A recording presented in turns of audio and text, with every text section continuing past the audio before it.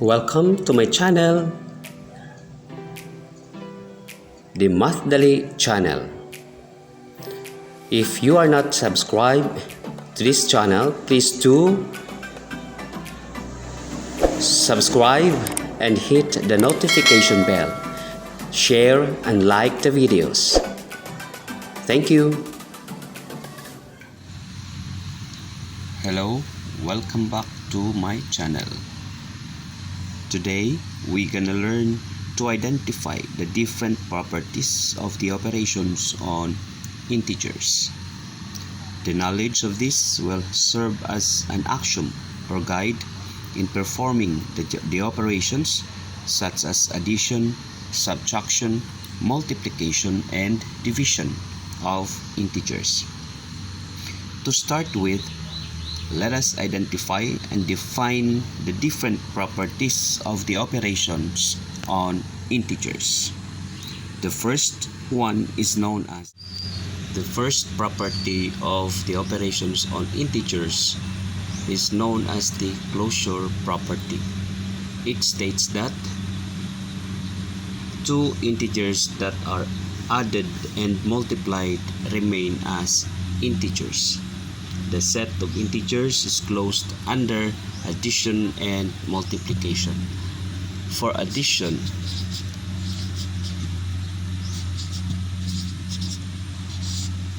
example, 3 plus 2 is equal to 5. 7 plus 4 is equal to 11. 9 plus 5 is equal to 14. So any integers that you are going to add, the answer will remain as integers. For multiplication,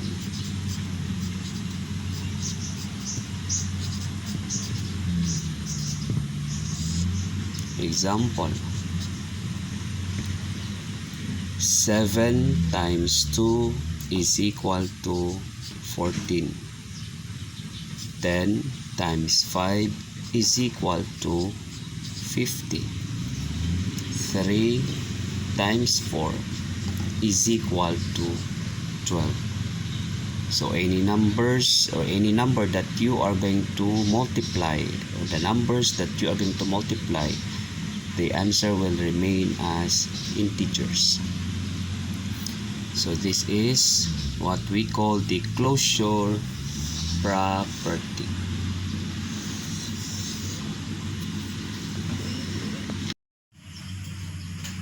The second property of the operations on integers is known as the commutative property. Commutative property states that changing the order of two numbers that are either being added or multiplied does not change the value. For example, in addition,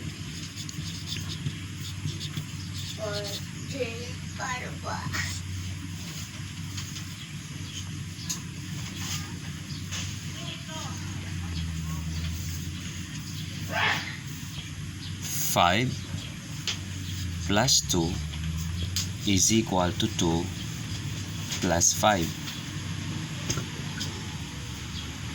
Another, 7 plus 3 is equal to 3 plus 7. So if we are going to take or simplify the left members here with the right members here, the results are the same. Like 5 plus 2 is equal to 7 equals 2 plus 5, that is also 7. Here we have 7 plus 3 is 10 equals to 3 plus 7, 10. So that is commutative property in addition. For multiplication, we have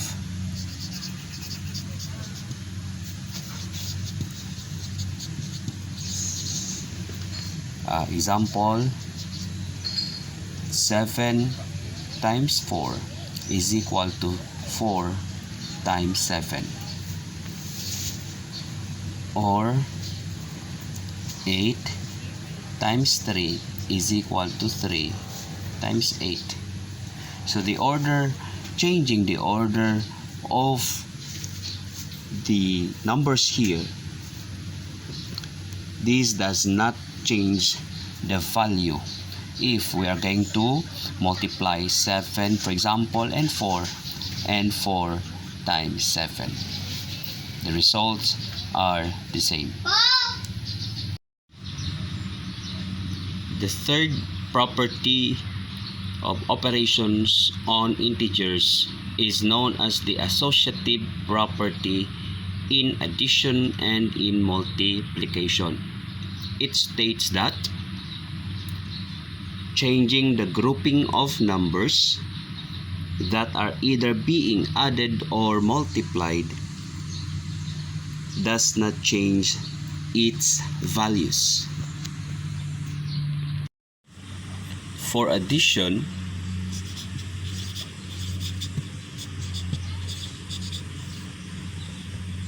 example,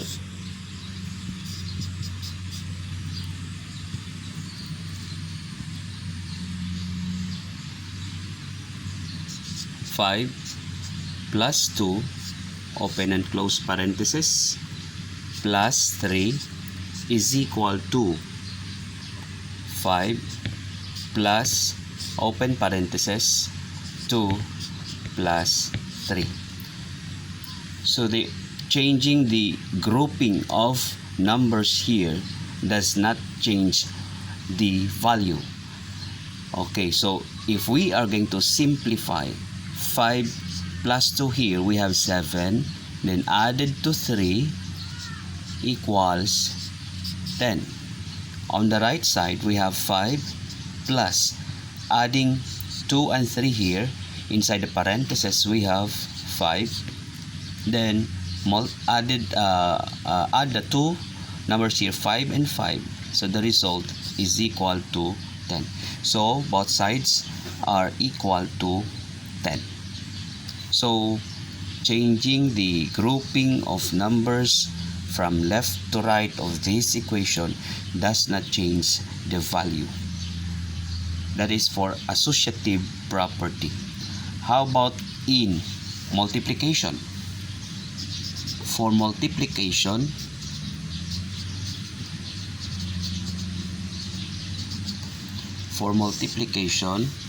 we have, for example,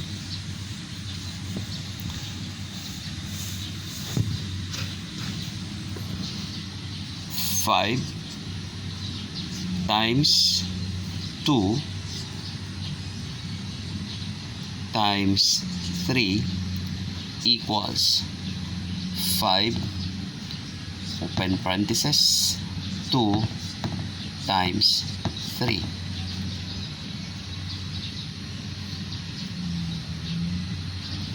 So we have 5 times 2 is 10 times 3, we have 30. Same with 5 times 2 is 10 times 3, we have 30 also. So changing the grouping of numbers does not change the value. So that is again associative property of addition and in multiplication. The fourth properties of the operations on integers is the distributive property. It states that when two numbers have been added or subtracted and then multiplied by a factor, the result will be the same when each number is multiplied by the factor and the products are then added and subtracted. For example, 2, open parenthesis, 3 plus 4, close parenthesis, is equal to 2 times 3 plus 2 times 4. Again, the distributive property, it states that when two numbers have been added or subtracted and then multiplied by a factor outside the parentheses, the result will be the same when each number is multiplied by the factor and the products and then added and subtracted. So if we are going to simplify this left side of this equation, so we have 2 times adding 3 and 4, so we have 7 is equal to 2 times 3 is 6 plus 2 times 4 is 8. 2 times 7 is 14 equals 6 plus 4 is 14. So this is how distributive property is being described in this example. Another one. 4 open parenthesis 7 plus 2 is equal to 4 times 7 plus 4 times 2. So we will distribute here 4 times 7 plus 4 times 2. So here we have 4 times 2 and 4 times 7. So multiplying now, 4, 7 plus 2 is 9 equals 4 times 7 we have 28 plus 4 times 2 is 8. 4 times 9 we have 36 here, and 28 plus 8 we have 36. So we come up with the same results. So this is what we call the distributive property. Number 5, property of operations on integers. We have the identity property. So for identity property, we have two: the additive identity and the multiplicative identity. So for additive identity,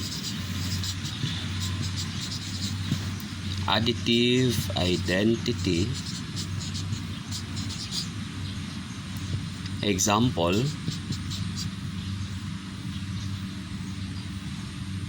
or it states that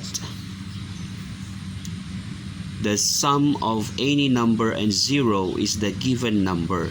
0 is the additive identity. Example, 8 plus 0 is equal to 8. 10 plus 0 is equal to 10. This is what we call the additive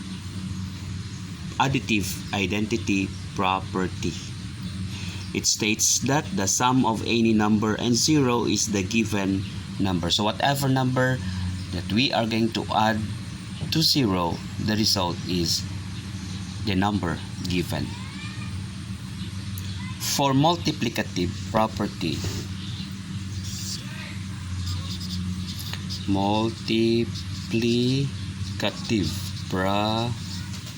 or identity, it states that the product of any number and 1 is the given number. So here we have product of any number and 1. For example,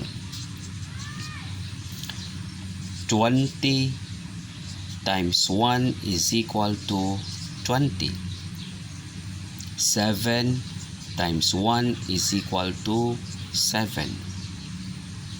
Any number will be multiplied by 1. The result is equal to the number given. So that is multiplicative identity. Again, it states that the product of any number and 1 is the given number. 1 is the multiplicative identity. The next property is known as the inverse property. So for inverse property, we have two in addition and in multiplication. In addition, it states that the sum of any number and its additive inverse is equal to 0. The additive inverse of the number, for example, 2 is equal to negative 2, meaning we will get the inverse sign of the given number. So if it is negative, the inverse is positive, and if it is positive, the inverse of it is negative. Example, negative 2 plus positive 2. Negative 2, the inverse of it is positive 2, so the result is equal to 0. If it is positive, like positive 8 added by its additive inverse negative 8, the result is equal to 0. Another one, 20 positive plus additive inverse is negative 20. Adding the 2 is equal to 0. For multiplication,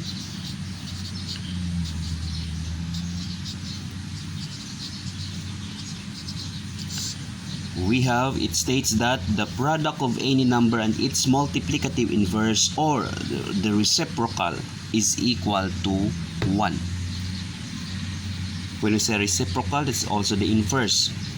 The multiplicative inverse of the number, for example, 5 is equal to 1 over 5. So multiplying the 2, the result is equal to 1. We have 1 over 5 times 5 is equal to 1. Or 7 times the reciprocal of it is 1 over 7, multiplying the 2, that is 7 over 7 equals 1. Another one, 10 times its reciprocal 1 over 10, the result is equal to 10 over 10, that is equal to 1. So again, the product of any number and its multiplicative inverse or reciprocal is equal to 1. That is the inverse property. So for inverse property, again, we have in addition and in multiplication. That's all for today. Thank you and see you on my next video lesson.